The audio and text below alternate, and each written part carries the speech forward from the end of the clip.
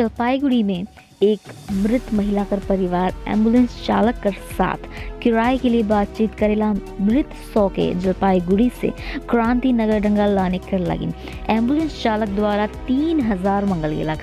परिवार कर आर्थिक परिस्थिति ठीक नहीं होए कर कारण परिवार वाला 1200 रुपया किराया देवे कर बात कहलाई, लेकिन किसी भी हालत में जलपाईगुड़ी जिला अस्पताल सामने वाला स्टैंड कर एम्बुलेंस चालक मृत्यु सौ के लाने के लिए राजी नहीं होला और व्यवहारिक रूप से कोई भी अन्य रास्ता नहीं दे सकते। मृतक कर बेटा अपन बूढ़ा बाप कर साथ में अपन माँ कर मृत सौ के अपन कंधा में लेकर जलपाईगुड़ी मेडिकल कॉलेज से घर के लिए रवाना दिलक।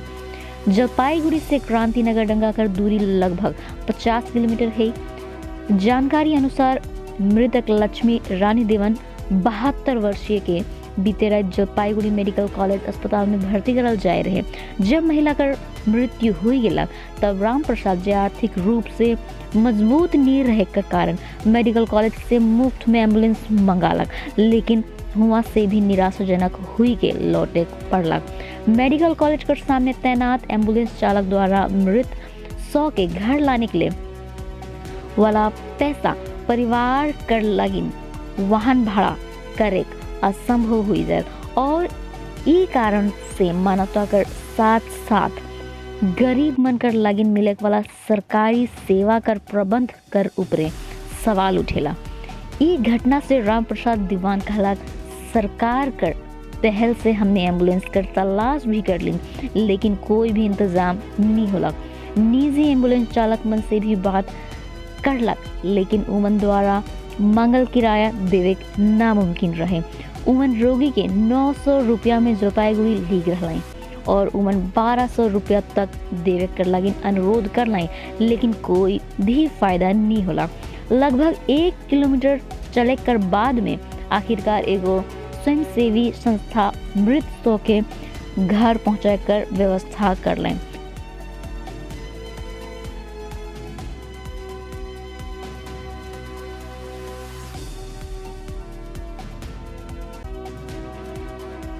हजार 1200 টাকা দেন, ওনারা শুনে নেই। এখন ঘাড়ে করে নিয়ে যাবো বাড়ি, এই পরিস্থিতি হয়ে গেছে। হ্যাঁ, কারণ আমাদের তো পয়সা নাই, আমাদের তো কেউ ফিরিয়ে নিবে না। বলেন না ওদেরকে যে? হ্যাঁ, ওদেরকে বলছিলাম যে আপনারা, আমরা তো রুটি আনার সময় 900 টাকায় আনছি, তোমরা না 2-300 বেশি নিবা। এখন ওরা তো বলে না, হবে না। কে মারা গেছে আপনার? আমার মা মারা গেছে। কি নাম? হ্যাঁ, কি নাম? লক্ষ্মীরানী দেওয়ান আমার মার নাম। বয়স কত? বয়স কত হবে? 72 হবে। এভাবে হেঁটে হেঁটে নিয়ে যাবেন? হ্যাঁ, বাবা আমার কোথায়? হেঁটে নিয়ে উনি কে? যাবো বাড়ি। উনি কে? উনি আমার বাবা হয়। ও স্বামী আপনার, উনি স্ত্রীকে এইভাবে নিয়ে আপনার পরিবার নিয়ে? হ্যাঁ, আপনার কি নাম? আমার নাম রামপ্রসাদ দেওয়ান। কোথায় বাড়ি?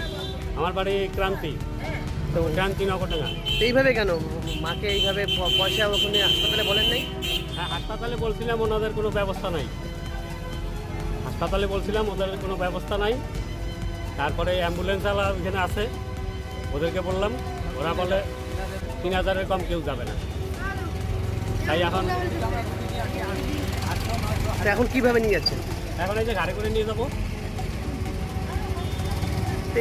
এখন হ্যাঁ, এই যে যাবো, একটু নামাবো, রেস্ট নিবো, আবার যাবো। কত কিলোমিটার এখান থেকে? এখান থেকে 50 কিলোমিটার ধরেন হবে। আপনার বাবার নাম কি? আমার নাম জয়কৃষ্ণ দেওয়ান। জয়কৃষ্ণ দেওয়ান। কি হয়েছিল? কবে ভর্তি করেছিল? কালকে রাত্রে ভর্তি হয়েছিল।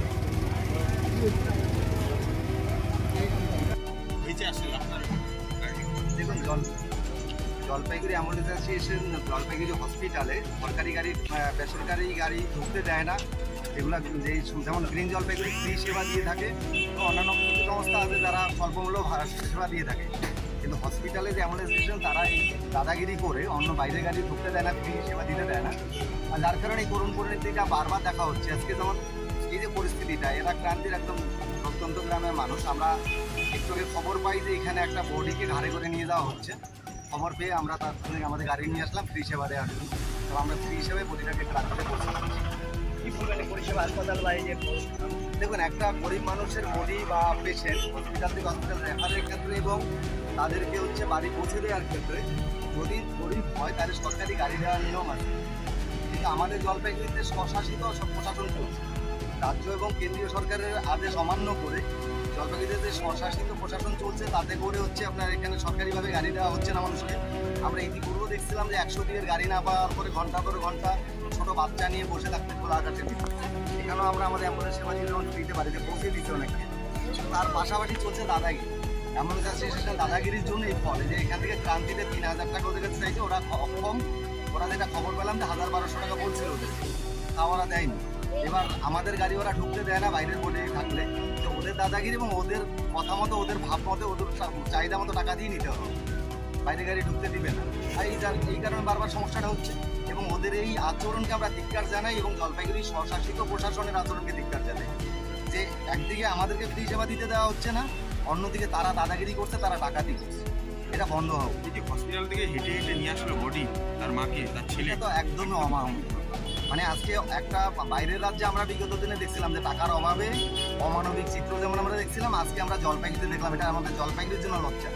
আপনার নাম আছে আমার নাম অঙ্কুর দাস, সাধারণ সম্পাদক গ্রিন জলপাইগুড়ি। নিয়ে যাবেন আমরা একদম ফ্রিতে বডিটাকে